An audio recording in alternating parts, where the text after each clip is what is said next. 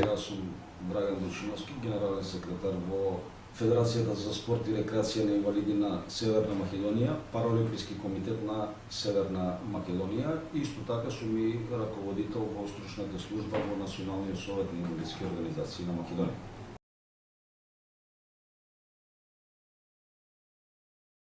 Значи, во моментов имаме 28 параолимписки спортови санкционирани од Интернационалниот параолимписки комитет.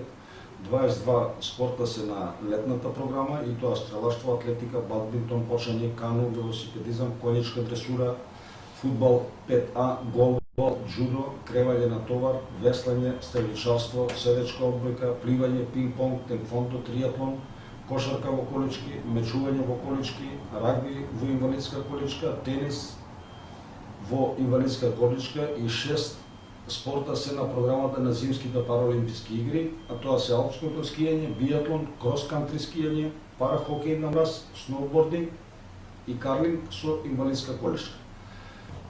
Двата најнови спорта што добија параолимписки статус се бадминтон и теквондо, кои дебютираа на игрите во Токио 2020 година. Најновиот зимски спорт е сноубордингот, кој првпат беше представен на зимските параолимписки игри во Сочи 2014 година. Во Република Северна Македонија, практикуваме тренинг и организација на надпревари во само 3 поединечни спортови од програмата на параолимписките игри, и тоа стрелаштво, кое ни носи и најголеми успеси на меѓународно поле, атлетика и пинг-понг и еден екипен голбал. Има некои обиди на одреден број на тренери да се развие и пливањето, меѓутоа сега за сега се само преговори, ништо конкретно. За жал, во останатите спортови ниту имаме заинтересирани спортисти со инвалидност, ниту инфраструктура и опрема за користење, како ни стручни кадри кои би работеле со спортистите со инвалидност.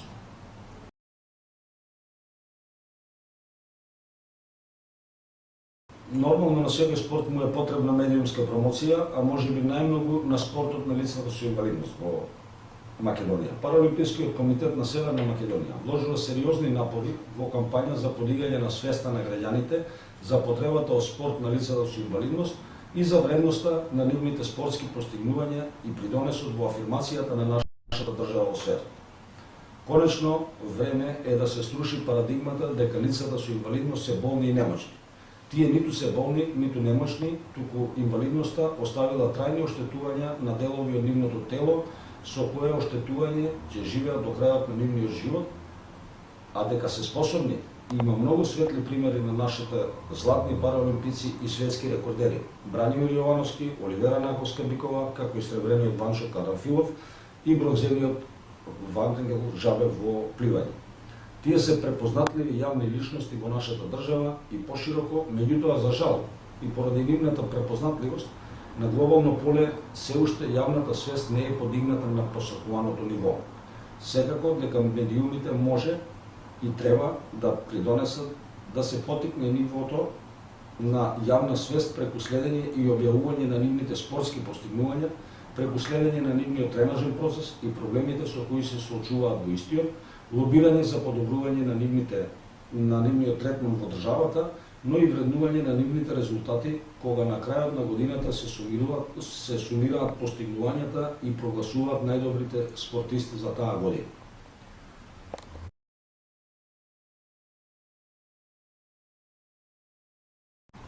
Потешкотиите се многустрани, однемање на доволно средства за организација на тренажен процес и надпревари, преку недоволно квалитетна опрема и простор за тренирање, па се до недоволен број на стручни кадри за работа со лица со инвалидност. Секако дека тука е и нерешената пристапност на спортските објекти, непристапен јавен сообраќај, недоволен број на одбележани паркинг места за возила кои ги управуваат лица со инвалидност пред спортските објекти и така натаму. Параолимпискиот комитет максимално се труди да ја подобри положбата и условите за практикување на телесна вежба и спорт за лицата со инвалидност и ги немаме потребните услови за нормално функционирање и непречено одвивање на вакви настави.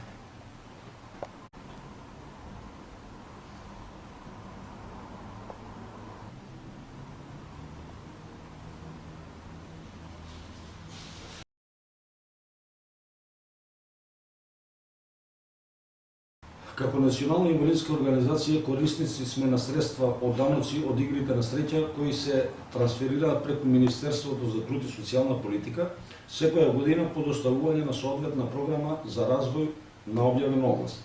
Тие средства не се доволни само за задоволување на режиските потреби на Федерацијата и издружените 16 општински сојузи за спорт и рекреација на инвалиди, а камоли за развој на спортот и проширување на спортовите кои ќе бидат на нашата програма. Дел од средства за меѓународен спорт добиваме и од Агенцијата за млади и спорт како трансфер на средства и како средства од спортски ваучер, но тие се даваат исклучиво за одредени настапи на мал број на спортисти, на мал број на надпревари согласно објавените критериуми. Како и да е, финансиската состојба на комитетот е слаба, недоволна и нестабилна, што представува дестимулативен фактор за самите спортисти и раководните тела за понатамошен развој.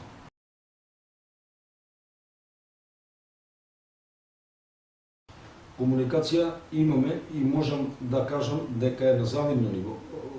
Меѓутоа, доколку не се подобри третманот во смисол на стабилно и објективно финансирање на потребите, ништо не сме направили.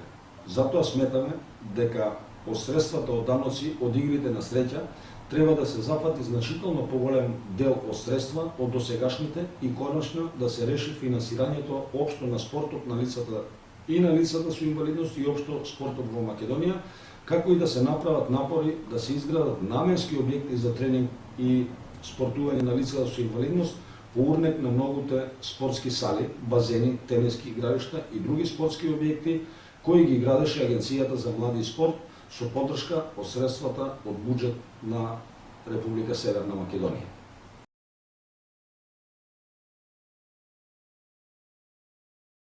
Па пред се, системот на организација и финансирање на спортските организации, третманот на врвните спортисти и начинот на организирање на тренажниот процес, кампови за заеднички подготовки на репрезентативците, опремување и учество на меѓународни правенства како чин на национална гордост, како и соодветни награди за високи резултати и пласмани на спортистите и стручните тимови. Сето ова недостасува моментално кај нас.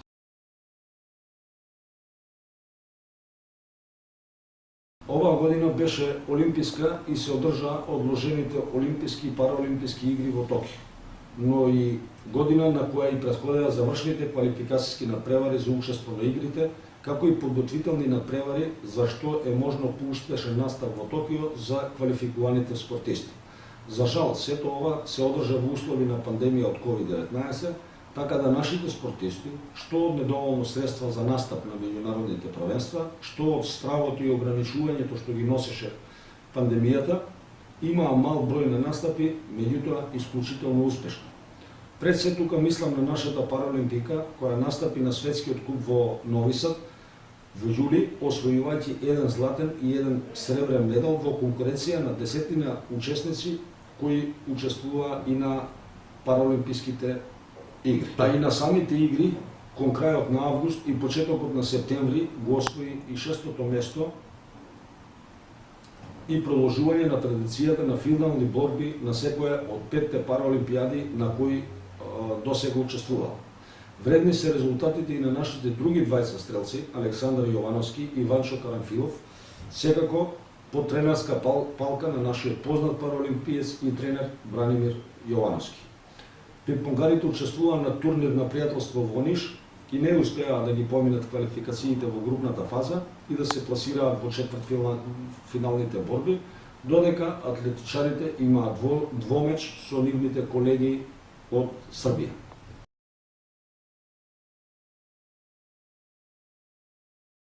Оваа година и минатата, заради пандемијата од COVID-19, не организиравме лига во пинг-понг, туку само државни првенства во атлетика, стрелаштво, пинг-понг и голбал.